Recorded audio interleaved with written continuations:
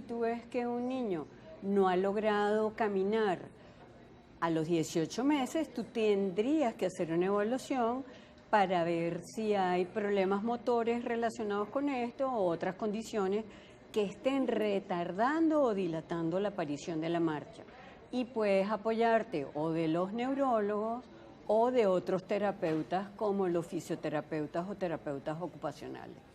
Hay varios trastornos de neurodesarrollo, pero quisiera que por favor nos comentara cuáles son los más comunes y en qué consiste cada uno. El TDAH, por ejemplo, que se diagnostica mucho en edad escolar, el trastorno de espectro autista, la discapacidad intelectual.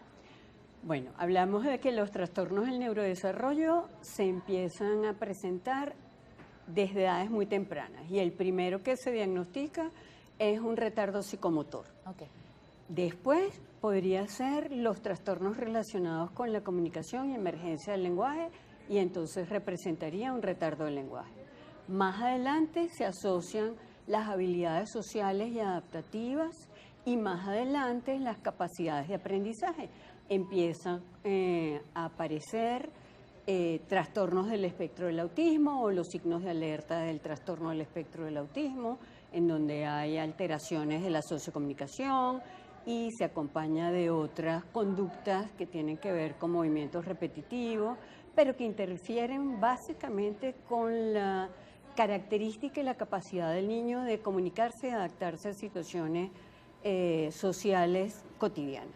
Está el trastorno por déficit de atención que ya se presenta en edad escolar, pero antes de eso, antes de los 5 años, ya nosotros podríamos haber diagnosticado retardos globales del desarrollo, en donde están afectadas muchas esferas del desarrollo, tanto social como cognitiva, como motora, como de comunicación.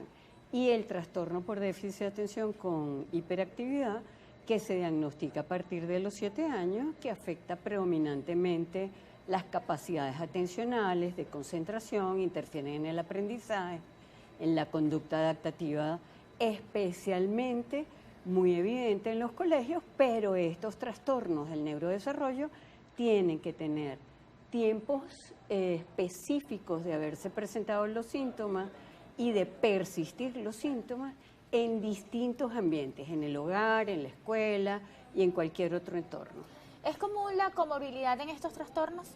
Usualmente coexiste más de un trastorno, porque yo tengo un retardo del lenguaje que es significativamente un síntoma sine qua non de una condición del espectro del autismo, pero también puedo tener asociado un trastorno por déficit de atención con hiperactividad. Entonces coexistiría un trastorno del espectro autista con un trastorno por déficit de atención con hiperactividad, pero puedo también tener el mismo trastorno de la condición del espectro del autismo asociado a una discapacidad intelectual y entonces tengo coexistencia de dos trastornos. En el trastorno por déficit de atención con hiperactividad es muy frecuente que coexistan los trastornos oposicionistas de la conducta, el niño que es desafiante o el niño que es explosivo, intermitente, ¿no? Hay generalmente la coexistencia de más de uno de las condiciones de trastornos del neurodesarrollo que se acompañan a lo largo de la vida. Ante un diagnóstico de trastorno de neurodesarrollo, los padres pudieran entrar en negación. No estoy preparada para esto, no sé cómo lo voy a asumir, y esto pues retrasaría la atención temprana. ¿Por qué es importante brindarle a este niño desde que algún especialista pues comienza a notar que quizás pudiera tener algún trastorno, la atención a tiempo? A ningún padre le gusta aceptar que tiene un niño con algún tipo de dificultad, por muy pequeña que sea. Pero los controles pediátricos, y eso hace hincapié en que el pediatra tiene que estar muy alerta en cuáles son los signos que indican que el niño está desviándose de lo que son las condiciones de desarrollo típico.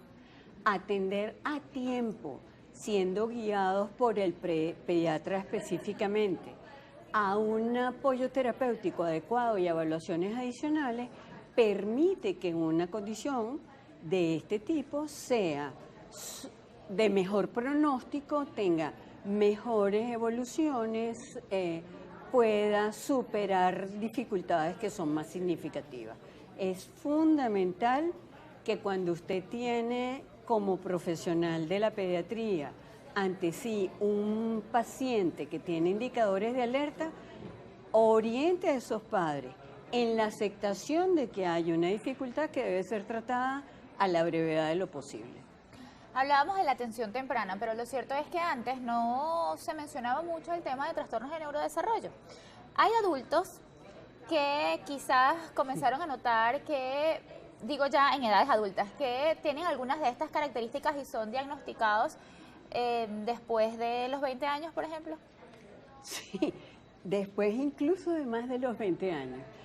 La verdad es que se ha abierto una gama de opciones diagnósticas para poder determinar los trastornos del neurodesarrollo y ahorita es muy fácil diagnosticar a niños pequeños, pero igualmente las herramientas diagnósticas se han expandido para poder diagnosticar a los padres o al grupo familiar. Los trastornos del neurodesarrollo generalmente son de frecuencia e incidencia familiar, donde hay una alteración como un trastorno por déficit de atención.